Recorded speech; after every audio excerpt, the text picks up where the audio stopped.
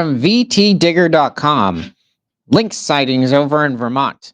From prehistoric to present, my name is Ethan. This is Creature Guide Live Daily News. Now, let's jump into the animal news of the day. We've had 15 confirmed lynx sightings since August. Wow, that is astonishing, considering lynx are rare in Vermont, at least in this part of New England.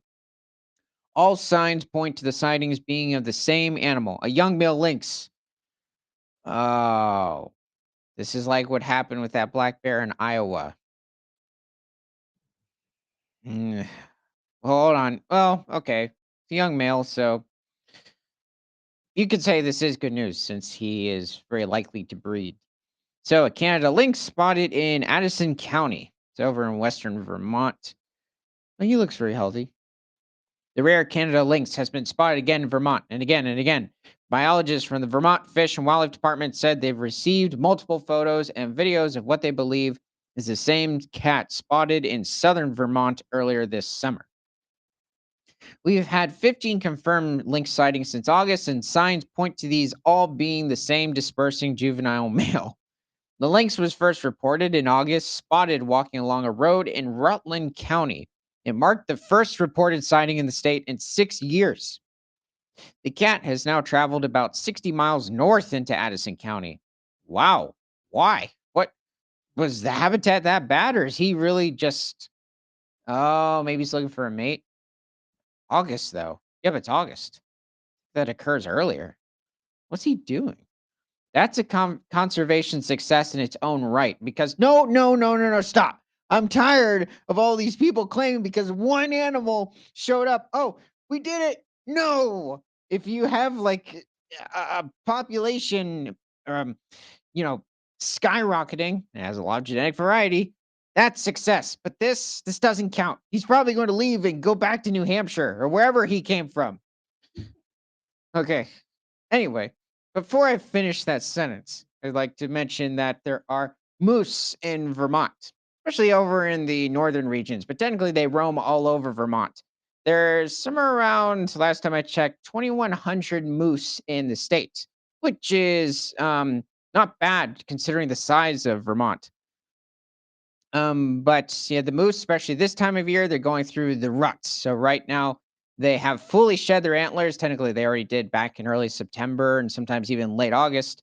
And they're just simply looking for females. And they're going to be also busy just fighting or bulls fighting each other. Sometimes with younger males, they might simply just wait it out. This, however, is possibly it's probably not a eastern moose, which is a subspecies of moose that occurs in Vermont. This is a Eurasian moose, which have the smallest antlers of any moose subspecies, but they're not the smallest moose. That would be the Shiraz. This might be a Shiraz moose. The Shiraz moose over in the Rocky Mountains of the Western United States. Technically, you can find them outside the Rockies too, but they only get to somewhere around 1,000, maybe 1,100 pounds. Whereas the eastern moose can reach somewhere around 12 to 1,300 pounds, possibly larger, and they also have larger antlers. At least at the moment, there's not really any predators in Vermont to take down a moose, so there have been sightings of wolves over in Vermont and even upstate New York coming down from Canada. So, also we have the eastern red squirrel. Now, this is not to confuse this animal with the European red squirrel, which has a very distinct morphological structure. The European red squirrel has a much more, you say, maroonish sort of coloring, covering its body, and has much longer ear fur tufts on top of its ears, whereas the European red squirrel, it's much smaller. Also, the European or the North American red squirrel only reaches somewhere around 9 ounces, whereas the European red squirrel can reach over 12 ounces. Also, many people tend to associate squirrels with simply eating nuts all year long, and that's not true. The nuts are actually a seasonal thing. And during the fall, especially coming up around this time of year, depending on the crop, or just how abundant it is, there, especially during the summer, they're going to be feeding on different species of fungi or even different types of mushrooms, as well as like even different species of vegetation, fruit, but they will also feed on different species of insects even hunt other small mammals and definitely smaller amphibians and reptiles. So squirrels, for the most part, are quite omnivorous. However, they also have their predators like the pine marten, which you can find in different parts of Europe, Asia, Northern Europe, and Asia, as well as North America. These animals can reach somewhere around 3 pounds or what, 1.5 kilograms, and they're very nimble in the trees. And many times they are successful in catching their squirrels, and they don't just. Well, this guy obviously missed a squirrel, so he's not very happy. He's like, "Ugh, I'll get him again." Oh, now this, however, this is the short-tailed weasel, also known as the stoat, which you can find different subspecies of them also over in Europe and Northern Asia, but they thrive over Vermont. You don't tend to find these animals over in the southern regions of the United States. Is just simply too warm, and they prefer like the more cooler regions of the Midwest and the Northeast. Possibly not really ranging to the west. You also don't find the European or the Eastern red squirrels, one of their prey items, over in the Western United States. Where you do, it's just a little part of northern Idaho and nowhere else for some reason. But these animals thrive in different parts of Canada, especially the eastern part as well. But also, these are not distinct species. The white short-tailed weasel and like the brown white, technically, or brown beige weasel, short-tailed weasel, is simply the fur color difference from summer to winter. So this is just simply its winter coat. I don't know what he's holding on to, but it's some maybe lagomorph or rodent. But I'm glad he has it. He's going to need it. Okay. I don't know how to explain this. But he's either chasing something or he's thrilled at the moment because I'm not sure. Okay, well, here are more young short-tailed weasels. Oh, these individuals also reach somewhere around 8 to 9 ounces. Stoats are very light. In some other regions, they hunt prey items like larger rabbits, much larger than themselves. Though over in the Midwest and New England, it's possible for them to go after the small cottontails in the region or hares, but many times they go after the squirrels.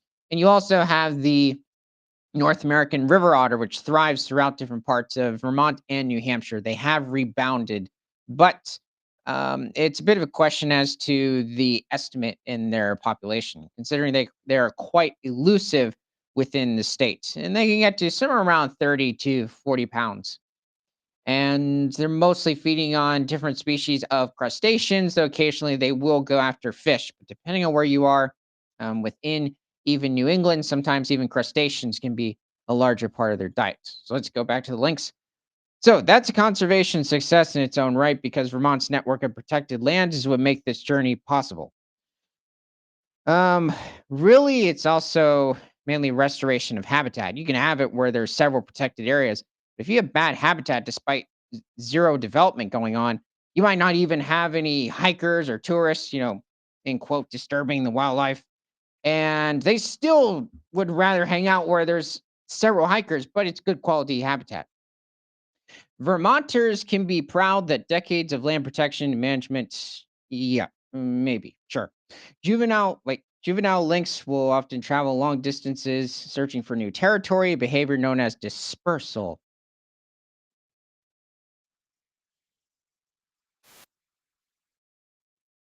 So is this him?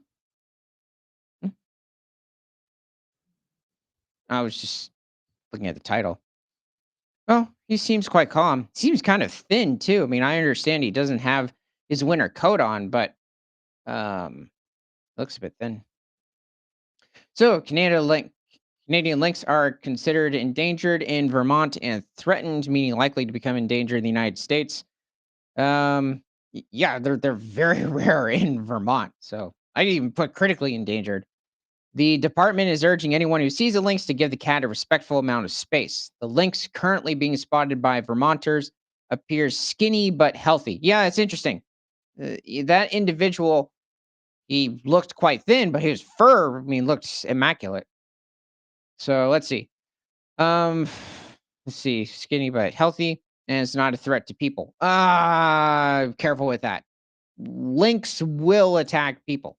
Like for say, like even like the bobcats, further south, you can find bobcats up there as well, coexisting with the lynx. But yeah, I wouldn't call them too friendly. Though there has been like certain videos of where like this farmer over, I believe in like southern Canada, over in maybe some part of British Columbia, or no, it was Alberta. He picked it up because the lynx got trapped in his coop and was trying to get his chickens. He just wouldn't move. He's like, "What are you doing? Why are you trying to get my chickens?" And the lynx was like, "Meow." You just let him go. Okay, so the cat is likely stressed by being in unfamiliar habitat and needs to be allowed to continue on its way without disturbance. That cat looked pretty relaxed. He was just like, "Hmm, send me on my way. Doo doo." Anyway, Ice Age. The rule of thumb is always to keep a respectful distance from okay, blah, blah, blah. Okay, we're rooting for this lynx to keep heading north where it will find more young forest habitat and plenty of snowshoe hares to eat. Also, would like the male to find a female. So, but yeah, I mean, it doesn't just feed on snowshoe hares. Snowshoe hares are a bit of a stereotype for the lynx, though. Um, Certain areas it's going to feed on snowshoe hares much more often, but they have a large prey base. Sometimes they'll feed on the pine martens or the short-tailed weasels, but they don't provide a lot of food compared to a hare. And occasionally they might even go after young deer as well. Oh yeah, or to him. So we have also the woodchuck, which is the same thing as a groundhog or this specific species of large ground squirrel, which is what the groundhog is. It literally is just a large ground squirrel. They can reach up to 13 pounds, and they have quite a varied diet as well within Vermont. You can find them, I believe, about as far south as certain parts of Arkansas, but you won't find them like in places such as Texas or Louisiana. These animals also, just to clarify this, will not uh, go venturing out. Okay, they don't fear any specific shadow. That's just made up. Um, and like the whole 6 weeks of winter being shorter than. Never mind. I'm just saying. I got confused about that for years. Also, groundhogs can reach somewhere around 13 pounds. They tend to be much less aggressive than lynx. He's like, "Stop! You've told enough about me. Move on to the next animal. We don't care." Okay. Just to mention real quick, when it comes to the white-tailed deer over in Vermont, there are somewhere between 120,000 and 150,000 white-tailed deer within Vermont alone, which is quite a large population for the state. And this individual is trying out for the reindeer. Oh, yeah. Okay. He is now a prancer. Anyway, let me know in the comments what your favorite wild cat is or your favorite animal in the United States. And from prehistoric to present, my name is Ethan. This is Creature Guide Live Daily News. Remember to like, comment, subscribe if you love talking about animals, and share this show with everyone you know, because nothing is better than all animals all the time.